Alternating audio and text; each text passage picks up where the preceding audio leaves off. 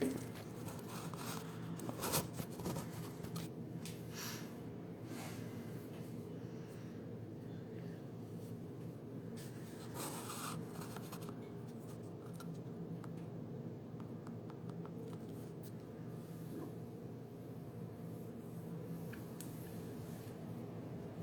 noite, boa noite, boa noite, boa noite.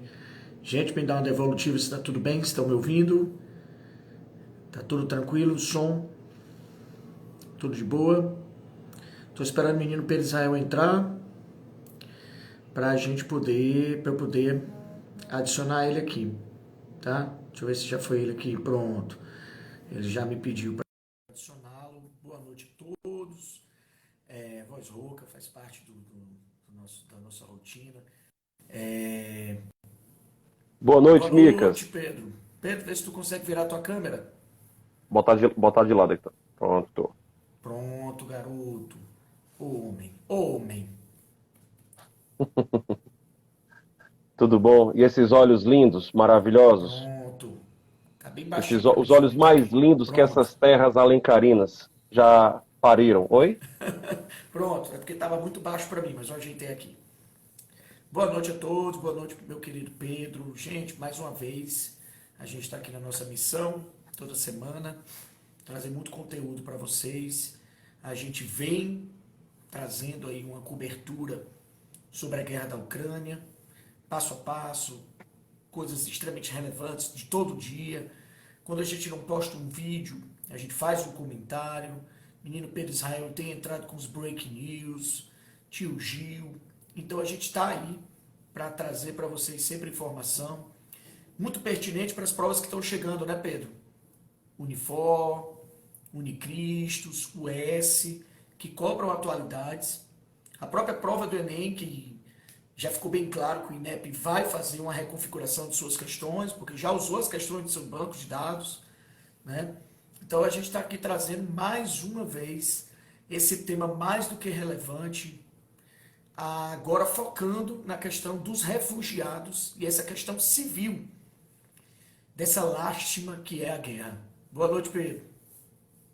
Boa noite, Micas, mais uma vez. Boa noite a todos e a todas que estão aqui nos acompanhando. É sempre um grande prazer estar aqui com vocês, cumprindo com o nosso mais do que rigoroso compromisso de toda semana trazer para vocês algumas das mais importantes questões, algumas das mais importantes problematizações do mundo contemporâneo, bem como das nossas respectivas áreas, tanto da história, geografia, quanto filosofia e sociologia.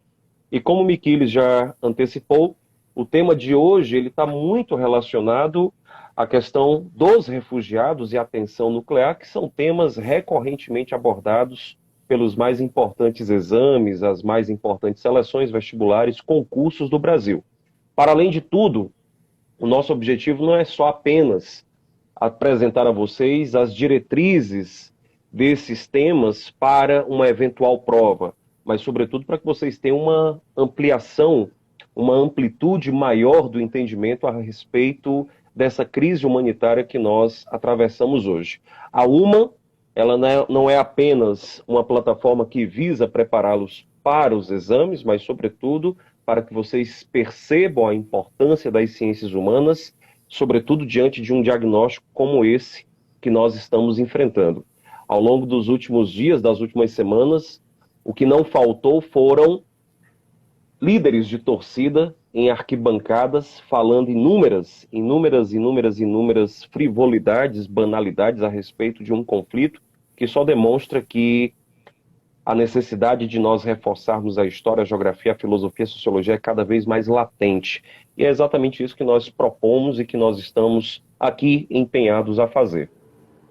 Vai lá, Micas. Bora lá. Gente, eu acho que antes de tudo, sempre a gente fazer uma pequena revisão de algumas coisas para a gente conseguir dar continuidade. Eu sei que quem nos acompanha tem percebido o quanto a gente tem essa preocupação de comentar sobre a guerra.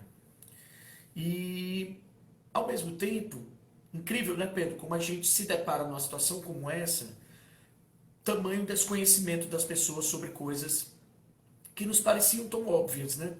Sobre o que é uma condição de refugiado, Por que a ONU não conseguiu ou não consegue interromper esse conflito? Então, eu gostaria de começar trabalhando um conceito aqui para poder deixar bem claro as coisas que a gente vai falar nessa live. Deixar bem claro, gente, que a ONU não tem ligação com a OTAN. Porque eu vi muitas postagens, e são muitas dúvidas a respeito disso, eu tenho certeza, Pedro, que também perguntaram a você. Professor, por que a OTAN não interveio? Por que a ONU não interveio? E eu percebi, Pedro, nessas indagações, que muita gente associava uma ação da ONU com a ação da OTAN. E não tem ligação, gente. A OTAN é uma organização supranacional. Ela foi criada no contexto da Guerra Fria e mesmo para a gente, né, parecendo ser, para as pessoas que não são conhecedoras desse tema, parecendo ser uma obrigatoriedade da intervenção da OTAN, a OTAN é uma relação muito estranha no nosso mundo. Ela é uma herdeira da Guerra Fria, deveria ter sido extinta, porque como a gente pode conceber, né, Pedro, num mundo que se diz diplomático, como a gente pode perceber no mundo das negociações políticas, entenda, gente, estamos em guerra. Mas o mundo já foi muito menos diplomático do que é hoje. Muito menos. Não havia espaço para diplomacia há algumas décadas atrás. A situação era bem mais tensa. As potências nem abririam conversa para começar logo. Haveria logo ataque, de fato. Então a gente já passou dessa fase militarista, estamos numa fase onde a diplomacia, sim, ela existe. Os posicionamentos políticos, sim, eles existem. Tanto que essa guerra está nos assustando, né? Porque a gente está vendo que a diplomacia, às vezes, ela não tem a efetividade que a gente gostaria que ela tivesse. Mas entendam, a OTAN, ela não responde à ONU. Ela é uma organização militar criada no contexto da Guerra Fria para combater a expansão soviética, para combater o modelo socialista de expansão. E a ONU, que deveria ter essa função de regular as ações armadas das nações, tem um Conselho de Segurança. E nesse Conselho de Segurança da ONU, originalmente 4 países, depois foi incluso a China, compondo aí os 5 países que têm poder de veto. Eles têm poder de veto. Então, entenda, a Rússia faz parte desses 5 países. Dessas 5 grandes nações que controlam as relações de segurança do mundo. Estados Unidos, Inglaterra, França, Rússia e China. E a Rússia está envolvida no conflito. Como a Rússia pode ser punida num tribunal da ONU, não é, Pedro? Se ela tem poder de veto. Aí os alunos ficam, meu Deus, como ela pode ter poder de veto? Gente, quando a ONU foi criada, as grandes nações sabiam que um dia suas ações militares seriam julgadas. Ninguém entraria num Conselho de Segurança, ninguém teria poder de veto se não fosse usá-lo, né? Se não tivesse a possibilidade de usá-lo. Concorda comigo, Pedro? Porque eu procuraria, por exemplo, uma imunidade parlamentar? Porque eu sei que mais cedo ou mais tarde, atos poderão se voltar contra a minha pessoa. E eu precisaria estar protegido. Precisaria estar com uma retaguarda jurídica. Então, a Rússia tem uma proteção. Ela tem um poder de veto. Então, a ONU muito pouco pode fazer em termos de uma condenação à Rússia, a não ser a condenação formal, a não ser sanções. Mas ela pode vetar. Então, veja que Estados Unidos se posiciona com sanções. Essa guerra, eu até vejo para mim, Pedro, será uma guerra do capital privado. Porque as empresas privadas estão se posicionando. E nos outros conflitos, e entendam isso, tá, gente? As empresas privadas sempre financiaram guerras. Elas sempre financiaram guerras. A última grande guerra do mundo, a Segunda Guerra Mundial, grandiosas corporações financiaram a guerra. Grandiosas corporações. Mas na hora de fazer intervenções, essas empresas, elas ficaram na obscuridade. Elas ficaram na dela. Elas ficaram por detrás da cortina. Ficaram debaixo da mesa. Mas agora, veja, o Facebook se posicionando, a Coca-Cola se posicionando, o McDonald's se posicionando, tá? quem foram as outras empresas, meu Deus, que eu estou aqui de cara, vários canais, né, de links. Pedro, me ajuda aí. As empresas, você fala? Sim, outras empresas, só para a gente Outras ajudar a empresas, citar. como por exemplo a Starbucks, Sim. a Pepsi. Então, vejam que o capital privado está se posicionando. Porque, gente, a empresa ela tem uma imagem hoje muito forte. As redes sociais, do qual essa guerra tanto mostra o poder das redes sociais, a gente sempre questionou isso, né, Pedro, em sala de aula, como professor de sociologia, filosofia, o impacto que as redes sociais trariam nas relações sociais. E a gente viu a Primavera Árabe e viu o quanto foi influente as redes sociais. E agora nós Inclusive, estamos a. Diga lá. inclusive, Micas, um ponto muito importante que você levantou, em meio a todos esses horrores que nós estamos acompanhando ao longo desses 14 dias, já que nós estamos no 14º dia de conflito, é importante dizer que, até o momento, a Ucrânia ela vem vencendo a guerra no que diz respeito à informação.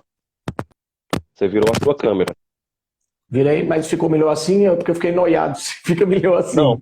porque você está de lado, agora eu estou em pé aqui. Você quer Não, ficar como? E está sem som agora. Não estou te ouvindo.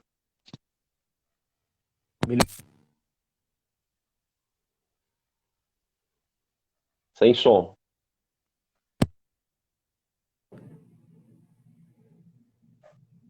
não, Agora peraí. voltou. Você me escuta?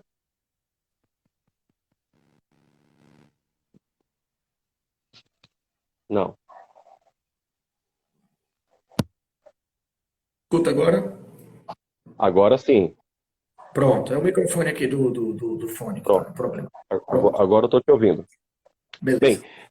falando a respeito do que você levantou agora, é importante dizer que em meio a esses horrores que nós estamos acompanhando há 14 dias, é possível afirmarmos neste momento que, dentre as inúmeras batalhas que estão em jogo, uma delas está sendo vencida pela Ucrânia, que é a batalha da informação, da comunicação.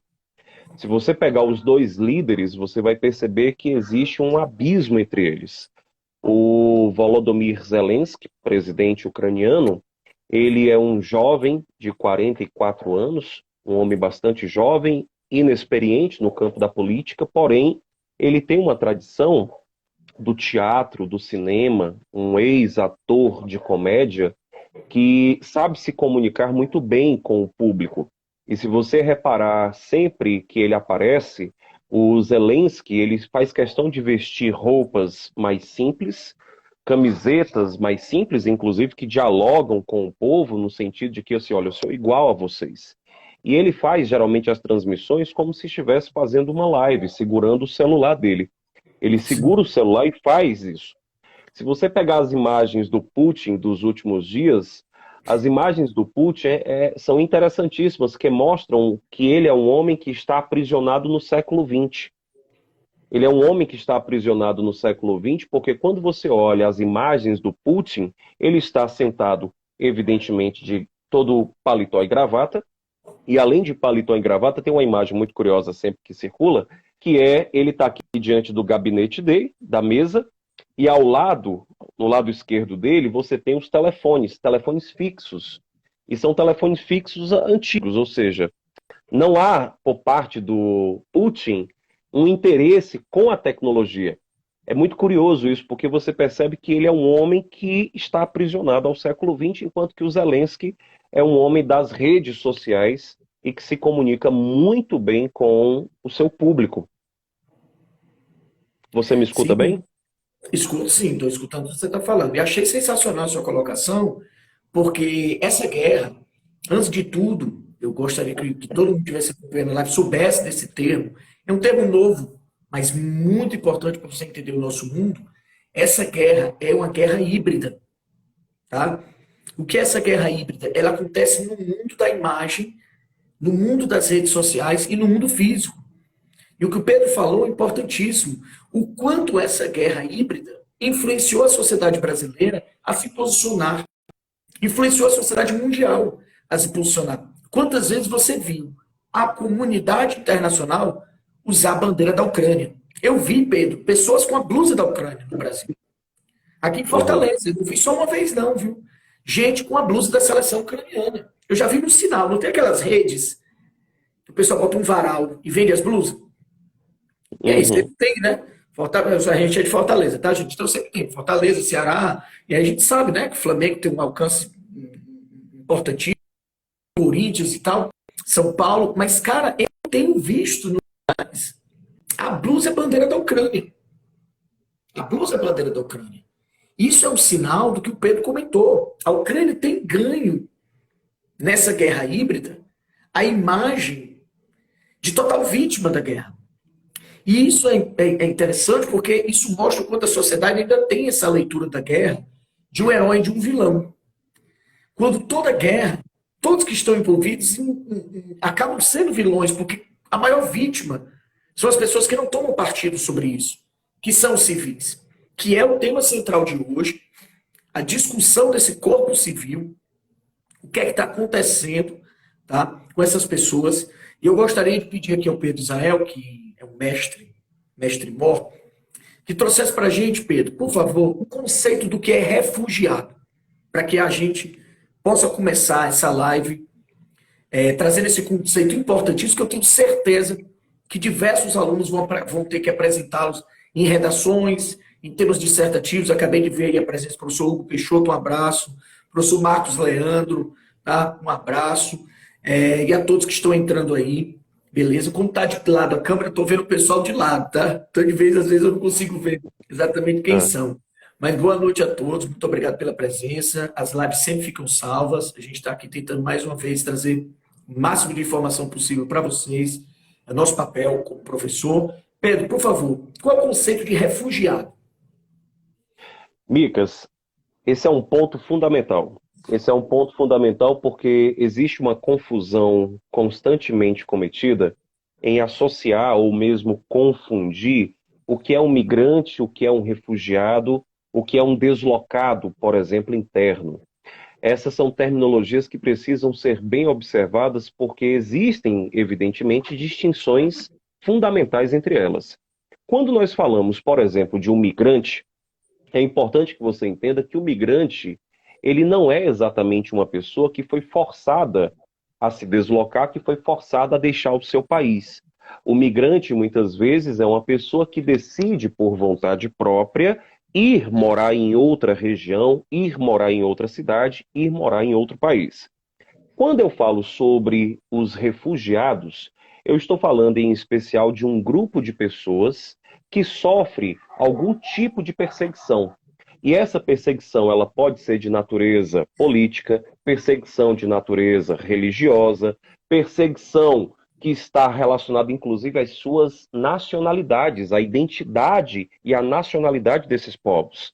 Bem como você tem pessoas que sofrem uma perseguição por parte de estruturas opressivas de poder, que são as ditaduras. Então, o refugiado é aquele que foge do seu país por conta das perseguições que recebe, sejam elas de natureza política, religiosa ou mesmo nacionalidade, ou ainda que estejam relacionadas à violação sistemática dos direitos humanos. Isso é um refugiado. Quando eu falo de um deslocado interno, por exemplo, nós estamos falando de pessoas que deixaram suas regiões de origem, porém permanecem dentro do país. Elas abandonam a região de origem, se deslocam internamente dentro do território nacional, porém permanecem, repito, dentro do seu país, ainda que elas não estejam na sua região de origem. Então, falar sobre migrante, refugiado e deslocados internos é falar em especial de três conceitos bastante distintos e que não podem ser confundidos em hipótese alguma. Tudo Beleza. certo, Micas? Olha que importante o Pedro falou. Veja que na explicação dele, ele trouxe uma palavra aí, um termo importantíssimo para a gente. O refugiado, ele sofre perseguições. E essas perseguições podem ser de natureza de violação dos direitos humanos. Quando a gente está com um país sob ataque, que é o caso da Ucrânia, a população civil ela não tem como ter, por parte do Estado que está sendo atacado, no caso a Ucrânia, a garantia dos seus direitos básicos humanos, que é o direito à liberdade, o direito à vida. Então essas pessoas podem ser mortas sem ter feito nenhum tipo de ato, nenhum ato de resistência, porque viver não pode ser considerado um ato de resistência. Tá? Apesar de que filosoficamente a gente pode trazer a vida como um ato de resistência, no caso de um país que está sob ataque, que os direitos humanos estão todos colocados em uma questão teórica e não prática, acaba nascendo um corpo muito grande de refugiados. Essa guerra, claramente, os refugiados eles estão acompanhando a guerra ao vivo, né, Pedro? Porque essa guerra começou em cidades que eram tidas como separatistas, como Donetsk, começou em regiões que eram já de forte relação com a Rússia, e essa guerra se estendeu para Kiev, Mariupol, para cidades que não tinham esse caráter separatista, deslocou-se para grandes centros da Ucrânia populacionais e levou essa guerra a um estágio novo. Então, os 3 primeiros dias de guerra, claramente havia uma percepção de a guerra acontecer na fronteira. Mas a partir do momento que o exército russo se deslocou com aquela massa, se eu não me engano, 64 quilômetros, não era? 64 quilômetros de blindados. Cara, você tem noção que são 64 quilômetros de equipamento bélico. É um negócio absurdo, tanto que as imagens dessa fila foi de satélite, né? Foram de satélite, foram imagens de satélite, porque eu não tinha como fotografar. Tamanha fila, tamanho era o poder bélico de invasão. Micas, um adendo.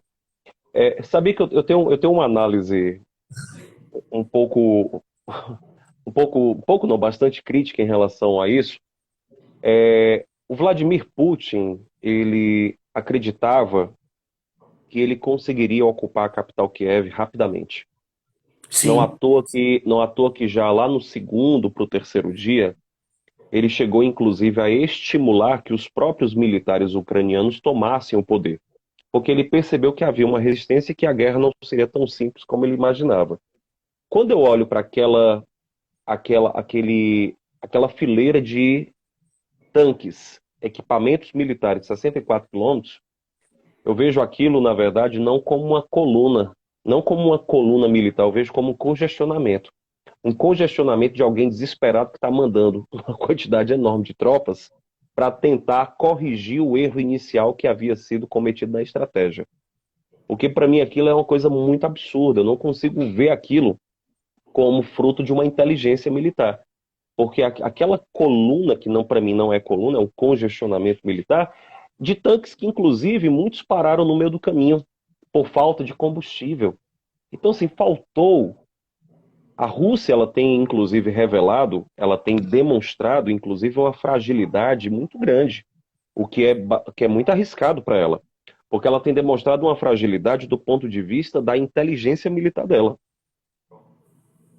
Embora ela seja potencialmente muito forte do ponto de vista nuclear, mas a estratégia militar que nós tanto conhecemos historicamente por parte da União Soviética, dos russos, ela não tem se mostrado efetiva no que nós estamos vendo hoje. Dia, é verdade. É importante, inclusive, destacarmos que os Estados Unidos, quando invadiu o Iraque lá em 2003, ele precisou de 20 dias para poder tomar Bagdá. Ele não tomou Bagdá rapidamente, ele precisou de 20 dias, foram necessários. Só que lá em Bagdá, lá no Iraque, em 2003, nós não víamos o que nós estamos vendo hoje, porque existe aí um erro de estratégia, que inclusive tem gerado, segundo o que relatam os bastidores, tem gerado uma certa fúria e insatisfação do Vladimir Putin, que gostaria que a guerra já estivesse solucionada. E isso pode ser visto até mesmo nas rodadas de negociação, porque na última rodada de negociação, a Rússia até mesmo ela reduziu as exigências que ela inicialmente havia feito. Se nós observarmos a primeira rodada, ela tinha feito considerações muito maiores, muito mais rigorosas, e ela começou a ceder. E nós não sabemos ao certo se ela começou a ceder nas exigências, não para mostrar flexibilidade, mas talvez para tentar atenuar, esconder, encobrir uma fragilidade dessa. Então, esse é um elemento que eu acho que é muito importante ser observado. Sim, eu também vejo dessa forma que não se trata do poder bélico russo, mas se trata dele ter feito uma análise errônea da resistência ucraniana. Acredito eu que ele pensava que a população ucraniana não ia ficar do lado do Zelensky, que não haveria essa resistência civil. Nós estamos vendo uma grande massa de refugiados, sim, mas se você entender que estamos sob estado de sítio, o próprio governo ucraniano não está permitindo que os homens saiam. Uhum. O posicionamento da Ucrânia de manter o corpo masculino dentro da Ucrânia. Essa semana, Pedro, a Ucrânia recebeu 70 mil mísseis da União Europeia. Mísseis de abater blindados. Ela recebeu 500 mil de ajuda econômica. E essas sanções econômicas sobre a Rússia, elas vão pesar. Elas estão pesando. O número de manifestantes na Rússia tem aumentado substancialmente. Então, o efeito Putin de criar um mal-estar entre o governo ucraniano e a população ucraniana está se voltando contra ele. E eu acredito, sim, desde o começo, que o Putin queria fazer um cessar-fogo definitivo, um armistício. Só que ele achou que ele ia colocar todas as regras. E agora, cada dia que passa, essa guerra híbrida, porque grandes nomes do mundo do jornalismo, como o New York Times, se posicionaram de ficar do lado da Ucrânia. Depois daquele ataque ao corredor humanitário, a Rússia perdeu talvez o pouco apoio que ainda tivesse na comunidade internacional. Porque até ali havia por parte de algumas pessoas um posicionamento de que a Rússia, ameaçada pela OTAN, teria esse direito de resposta, desmedido, mas teria esse direito de resposta. Mas depois de ter assinado o acordo do corredor humanitário para tirar os refugiados e ter tido denúncias de ataque ao corredor humanitário, mas eram denúncias que não tinham uma prova. Mas aí veio aquela imagem flagrada por jornalistas do New York Times, que a gente até postou nas nossas redes. Uma denúncia gravíssima, eu acho ali uma virada de chave sobre a questão dos refugiados, porque a bomba matou 4 pessoas da mesma família, sendo uma mãe e 2 filhos. Um de 4 anos.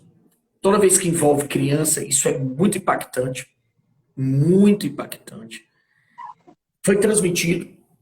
Não tem como a Rússia negar. E haviam ali forças ucranianas que estavam deslocando as pessoas. Não estava havendo um confronto propriamente dito naquele local. Estava naquelas 5 horas do cessar-fogo. Então, isso, para mim, foi a virada da chave dessa questão do corredor humanitário. E essa virada da chave é a questão da quantidade de pessoas que está migrando, dos refugiados. Porque, inclusive, depois desse ataque, a mobilização para os refugiados saírem foi bem maior. Inclusive, deixando bem claro, posicionamento do Estado brasileiro, que enviou um avião da Força Aérea e já conseguiu tirar as primeiras dezenas de brasileiros que estavam lá, que tinham conseguido chegar nas embaixadas. Então o Brasil está agindo, que até agora eu não tinha tocado nesse assunto, mas importantíssimo a gente falar, a ação do Estado brasileiro no sentido de retirar os brasileiros que estão nessas zonas, que procuraram a embaixada. Eu até acredito, Pedro, que se essa guerra se alongar por mais algumas semanas, que o Estado brasileiro chegue a enviar tropas dos capacetes azuis para a zona do corredor humanitário, que é uma prática histórica do Exército Brasileiro, do qual, inclusive, o Exército Brasileiro é reconhecido mundialmente por essas ações. Até comentei isso em sala, porque sempre fica aquela noia, né? Ai, meu Deus, eu vou para a guerra, professor. Tinha uma galera do terceiro ano, Pedro, que estava dizendo que a guerra ia fazer eles passarem no Enem, porque a galera do cursinho ia para a guerra, porque eram maiores de 18, e eles, com 17, iam escapar do alistamento. Então, eu sei que tem a possibilidade sempre de uma guerra, do alistamento, mas entenda, existe uma prioridade no alistamento. E a prioridade recorre primeiro aos militares que estão em exercício. E o Brasil tem uma tropa desses capacetes azuis extremamente qualificados para exercer essa função da qual eu estou falando, dentro desses corredores humanitários, que serão essenciais agora. Tá?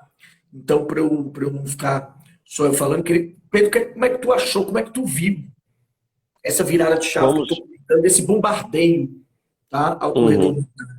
Tem algumas pessoas fazendo perguntas, se tu conseguir responder aí, Pedro, também Eu passou não aqui estou no chat da enxergando, eu não consigo acompanhar. Eu sou um míope, rápido. eu sou um míope operado, mas ainda que eu tenha feito a cirurgia, eu não consigo enxergar a distância aqui, porque é um problema para mim. Mas em Gente, eu queria relação aos pedir desculpa em refugiados, relação só que eu queria pedir desculpa em relação aqui às perguntas. Elas estão passando muito rápido, eu não estou conseguindo acompanhar para perfeito. fazer. A gente pode dedicar alguns minutos, uns 10, 15 minutos finais, só para poder observar as perguntas, e aí a gente dá uma atenção específica para elas, tá bom? Eu depois subo aqui as conversas para poder achar essas Perfeito. dúvidas e a gente tirá-las. Perfeito. Vai lá. Bem, gente, a nossa live de hoje, ela é voltada, ela é dirigida em especial para a questão da tensão nuclear e dos refugiados. Existem alguns números muito importantes que precisam ser observados, pegando já esse exemplo que o Miquiles colocou do ataque covarde que foi feito pela Rússia ao corredor humanitário que estava sendo ali construído. Quando a gente olha para a situação dos refugiados, nós temos uma situação extremamente alarmante. Isso por quê? Em 14 dias de guerra, nós já temos quase 2 milhões e meio, guardem essa cifra, nós temos quase 2 milhões e meio de ucranianos refugiados. Esses 2 milhões e meio, eles estão indo para diversos países localizados nas fronteiras, sobretudo mais da metade está indo para a Polônia. Nós temos aproximadamente quase 1.400.000, a gente pode arredondar para 1,5 milhão desses 2 milhões e meio, nós temos aproximadamente 1,5 milhão hoje se dirigindo para a Polônia. É importante dizer que escutem com atenção, nenhuma guerra recente promoveu uma fuga em massa tão absurdamente elevada quanto a que nós estamos observando hoje. Só para vocês terem uma dimensão do que nós estamos tratando aqui, esses 2 milhões e meio de refugiados ucranianos em 14 dias, eles só foram alcançados na guerra da Síria em 2 anos. Observem com atenção. A guerra na Síria, vamos fazer aqui alguns paralelos para que vocês tenham dimensão. A guerra na Síria, ela começou em 2011. Porém, a guerra na Síria só foi elevada ao status de guerra civil em 2013, 2 anos depois do início da guerra. Porém, quando nós olhamos para os números ucranianos hoje, nós percebemos que em 14 dias eles conseguiram um número de refugiados que é infinitamente maior, indiscutivelmente maior, do que a Síria, que só veio conseguir esse número com 2 anos de guerra. Bora pegar um outro país. Se nós pegarmos a Venezuela, observe que a Venezuela é um país que atravessa hoje um dos momentos, um dos cenários mais sensíveis de sua história. A Venezuela, ela está em crise desde 2012, há 10 anos. Em 2012, nós estamos vivendo uma crise venezuelana, porém ela se intensificou em 2014, quando houve aqueles protestos. Os protestos de 2014 desestabilizaram ainda mais. Então, observe com atenção. A crise na Venezuela vem desde 2012. O que aconteceu foi que em 2014 2014, a instabilidade ela se intensificou e essa instabilidade acabou promovendo já em 2015, mas sobretudo em 2016, uma fuga absolutamente assustadora de venezuelanos. Hoje, se nós observarmos, se nós pegarmos de 2015 para 2022, nós temos aí 7 anos. Em 7 anos de crise que a Venezuela atravessa, nós temos hoje aproximadamente 5 milhões de venezuelanos fora da Venezuela. 5 milhões de venezuelanos fora da Venezuela em um país que atravessa uma crise de 10 anos. Sendo que nos últimos 7 foi quando essa onda de refugiados ela começou a ser observada. Eu estou dando esses números para que vocês observem que o que nós estamos vendo na Ucrânia hoje é algo alarmante, assustador, porque em 14 dias nós já temos 2 milhões e meio. Se você pegar o Mianmar, não sei se vocês que estão nos acompanhando, se vocês recordam, mas em fevereiro de 2021, nós tivemos um golpe militar em Mianmar. Inclusive, uma das cenas mais iconoclastas da história foi aquela cena em que uma birmanesa, birmanês ou birmanesa são aqueles que nascem em Mianmar, porque Mianmar era a antiga Birmânia, tá, pessoal? Mianmar se chamava Birmânia e quem nasce em Mianmar ainda hoje é chamado de birmanês ou birmanesa. E tem uma cena iconoclasta da história recente, que é uma birmanesa dançando, fazendo um vídeo para o TikTok, quando os tanques passam atrás dela. Você lembra, Micas, dessa cena? Os tanques passam atrás dela indo dar o golpe. Indo dar o golpe. E foi golpeado. Essa é uma das cenas mais iconoclastas da história recente. Porque foi uma cena em que o primeiro golpe militar ele foi transmitido via TikTok, por exemplo. E aí, se você pegar o Mianmar ele sofreu um golpe militar há 1 ano. Só que o Mianmar está em guerra civil há 11 anos. A guerra civil do Mianmar ela é considerada a guerra civil mais longeva da história. Já são 11 anos de guerra civil. E nesses 11 anos de guerra civil, Mianmar ele registra hoje aproximadamente 1,1, 1,2 milhão, ou seja, 1.200.000 refugiados em 11 anos. Em 11 anos de guerra civil, nós temos hoje 1,1, 1,2 milhão, ou simplesmente 1.100.000 ou 1.200.000 refugiados. A Ucrânia são 2 milhões e meio em 14 dias. Se você pegar o Afeganistão ele está em guerra há 21 anos. De 2001 a 2022, nós temos 21 anos de guerra no Afeganistão. Nesses 21 anos de guerra no Afeganistão, onde os Estados Unidos invadiu o Afeganistão lá em outubro de 2001, menos de um mês após os atentados terroristas ao World Trade Center, se você pegar os 21 anos de guerra no Afeganistão, nós temos hoje 2,6, 2,7, nós podemos arredondar para 3 milhões de refugiados afegãos em 21 anos de guerra. Ou seja, você que está nos assistindo, acorda, presta atenção na gravidade que nós estamos atravessando. Nós estamos atravessando uma gravidade onde, em 14 dias de guerra, nós já temos 2 milhões e meio. E não venha dizer, existe diferença populacional. O Mianmar, que está em 11 anos de guerra, ele tem 54 milhões de habitantes. Ele tem mais habitantes do que a Ucrânia. Mas a situação que nós estamos vivendo hoje ela é muito grave. Ela é grave porque existe uma tensão nuclear. E essa tensão nuclear, que inclusive tem sido, em especial, elevada por conta das posições assumidas pelo Kremlin. Quando eu falo do Kremlin, eu estou me referindo à sede, para quem não conhece, a sede do governo russo. Nós temos acompanhado uma escalada das tensões, sobretudo do ponto de vista militar, porque o Kremlin, o governo de Moscou, ele tem assumido controle e até mesmo provocado instabilidade ou desestabilização em zonas onde nós encontramos usinas nucleares. Gostaria, inclusive, de chamar a atenção de vocês para uma coisa. Sexta-feira passada, nós estávamos no 9º dia de guerra. E uma imagem foi circulada nas redes de um ataque supostamente russo à usina de Zaporizhia. Esse ataque Quando eu digo supostamente, é importante dizer o seguinte: nós não temos confirmação oficial de nenhum dos lados. Nem os Estados Unidos confirmou oficialmente, nem a Rússia, que evidentemente negou, mas temos a Ucrânia que disse que o ataque foi russo. Mas é importante que nós deixemos de lado os afetos. Isso daqui não é líder de torcida, isso aqui não é briga de torcida. Nós não temos nenhuma confirmação oficial de que os russos tenham atacado a usina de Zaporizhia, embora os bombeiros ucranianos tenham claramente apagado as chamas, mas nós não temos uma confirmação oficial de nenhum dos lados. O que não importa.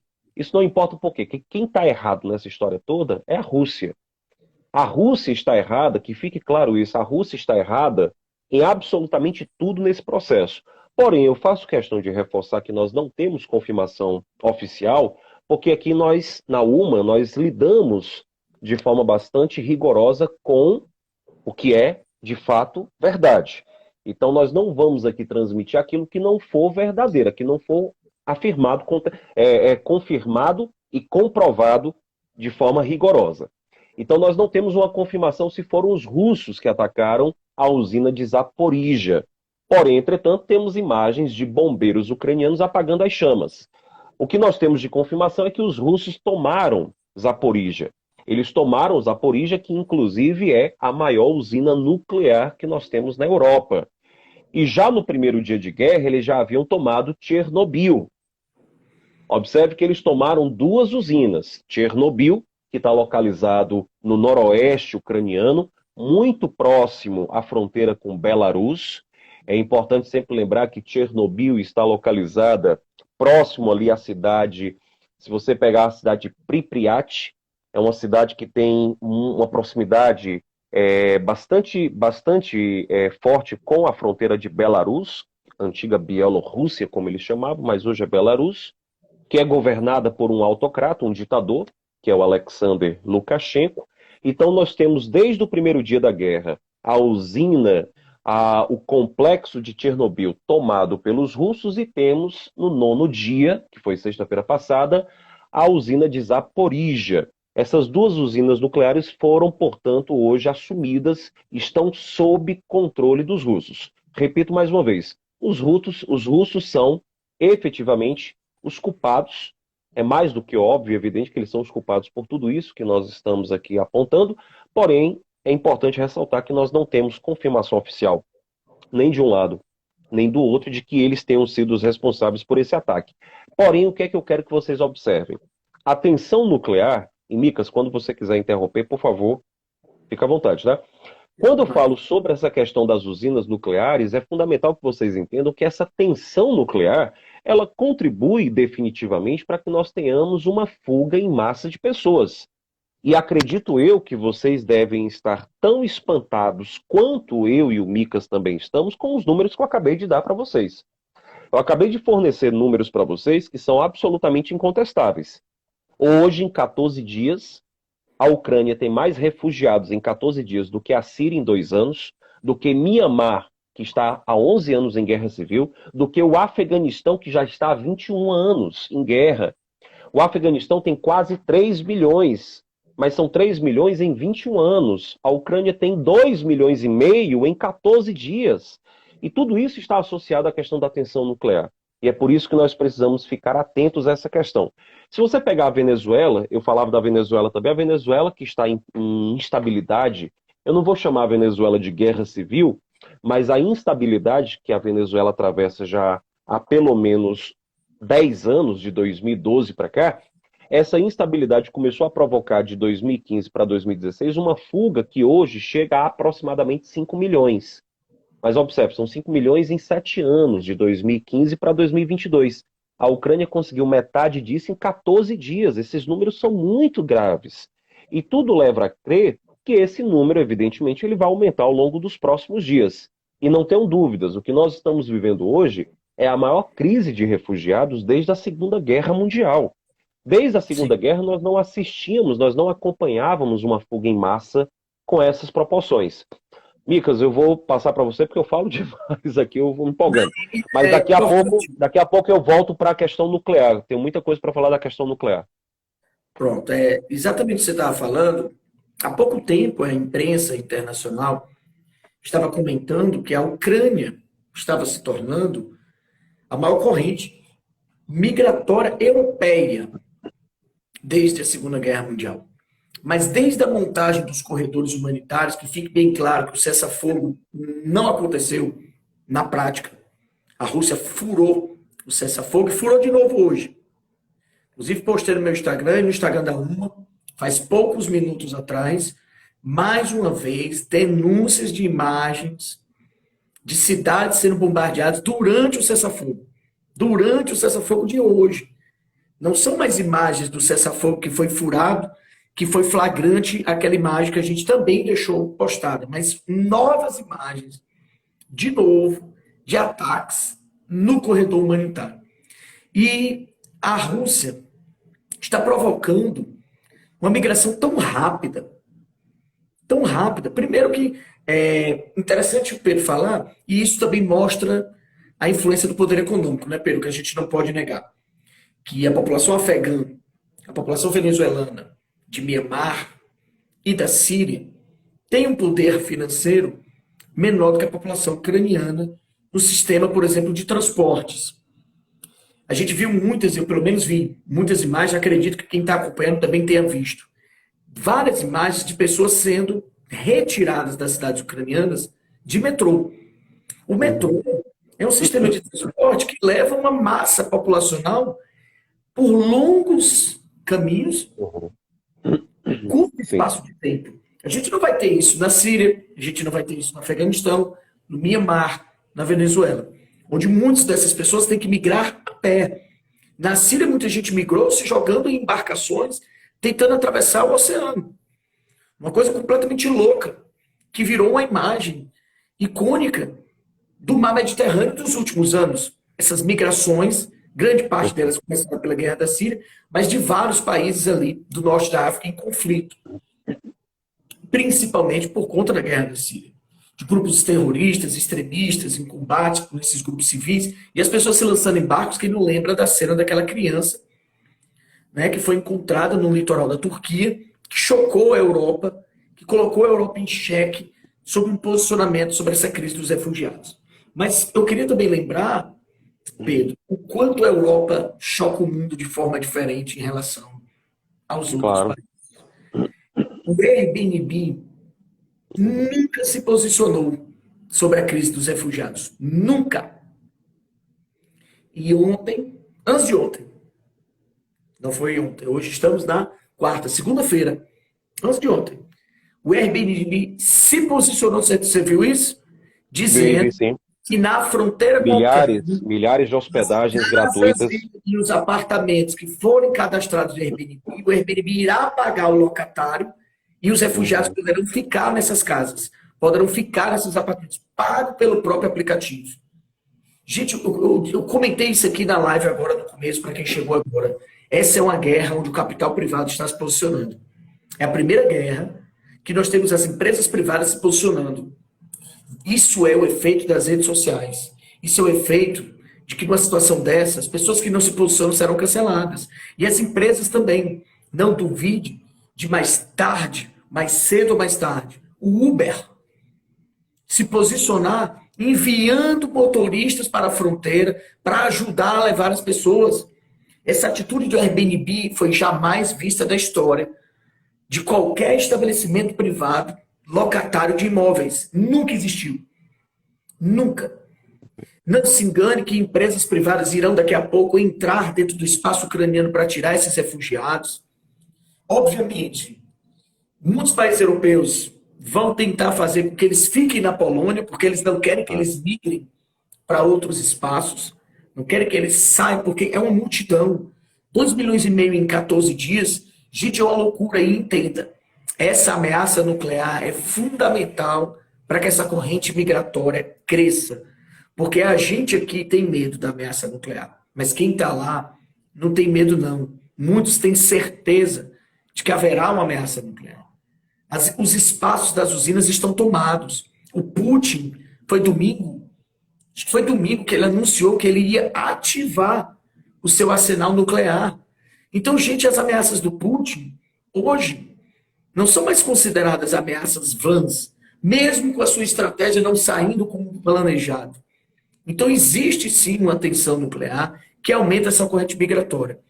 Pedrinho, eu vou botar você para falar sobre essa tensão nuclear e te aviso porque nós temos aqui só 10 minutos, tá?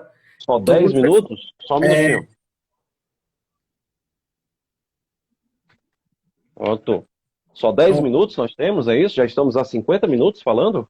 50 minutos. Rapaz, pois tentarei ser o mais breve possível. Nós temos 1 hora só. Gente, em É, relação à tensão nuclear, tá? Algumas considerações muito importantes. Quando nós falamos de Chernobyl, muitas pessoas possuem em seu imaginário a ideia de que o complexo de Chernobyl ele explodiu por completo lá em 86. E não foi isso que aconteceu. É importante que vocês entendam que lá no dia 26 de abril de 1986, o reator número 4 de Chernobyl ele acabou de fato explodindo.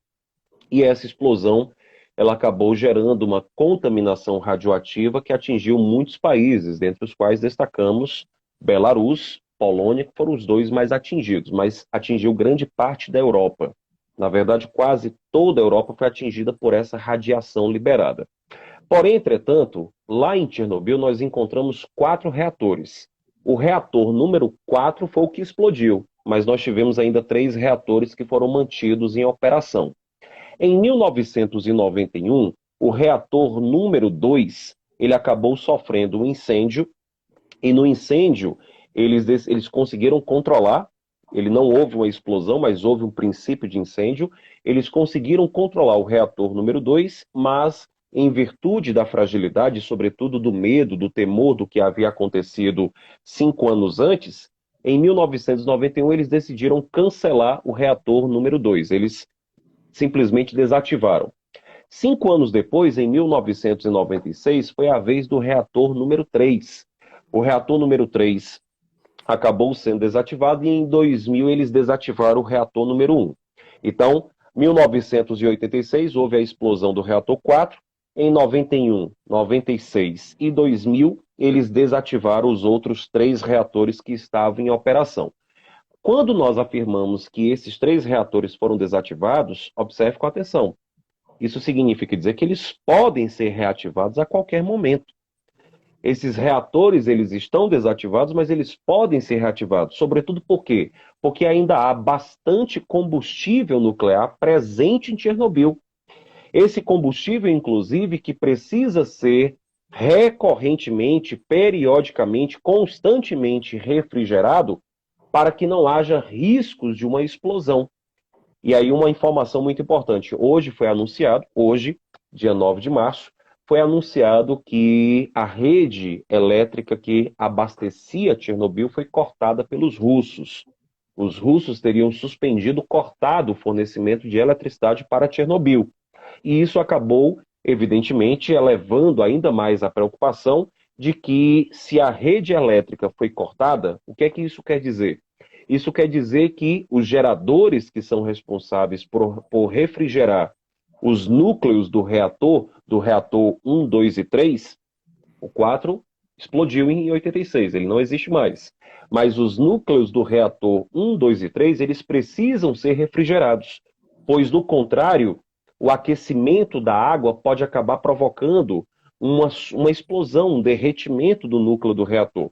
Quando você corta o fornecimento de eletricidade, você acaba impedindo que os geradores eles refrigerem aqueles núcleos. Então, esse é o temor de hoje. Essa é a notícia de hoje, tá? Fiquem atentos. Quando a gente fala a respeito da tomada de Chernobyl, é importante observar que não só Chernobyl, mas Zaporizhzhia, que foi tomada também no nono dia de guerra, são 2 usinas nucleares muito importantes que, sobretudo, revelam a seguinte preocupação. Quando os russos invadiram a Ucrânia, eles trataram de ocupar essas 2 usinas, mas não só essas, não tenham dúvidas de que eles vão ocupar as outras também. Quando eles ocupam as usinas nucleares, eles estão querendo simplesmente impedir que haja qualquer tipo de reação, qualquer tipo de resposta ucraniana do ponto de vista nuclear.